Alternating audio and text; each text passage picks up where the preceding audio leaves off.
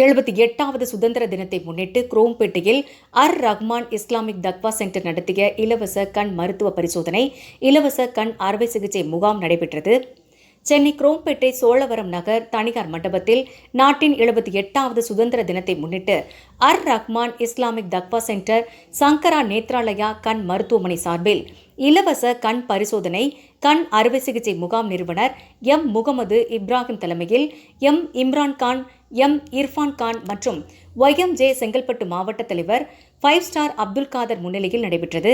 இந்நிகழ்ச்சியில் சிறப்பு அழைப்பாளராக YMJ மாநில துணைத் தலைவர் அல்தாஃபி கலந்து கொண்டு இலவச கண் சிகிச்சை முகாமை துவக்கி வைத்தார். இலவச முகாமில் சிகிச்சைக்கு வரும் நோயாளிகளுக்கு இரத்த அழுத்தம், உடலின் சர்க்கரை அளவு பரிசோதிக்கப்பட்டு மருத்துவர்களின் தகுந்த ஆலோசனை வழங்கப்படுகிறது. மேலும் கண்புரை உள்ள நோயாளிகளுக்கு சங்கர நேத்ராலயா கண் மருத்துவமனை மூலமாக இலவசமாக அறுவை சிகிச்சைக்கு பரிந்துரைக்கப்பட்டனர். இதில் ரஹ்மான் தக்வா சென்டர் நிர்வாகிகள், மருத்துவர்கள், செவிலியர்கள் உட்பட ஏராளமான பொதுமக்கள் கலந்து கொண்டனர்.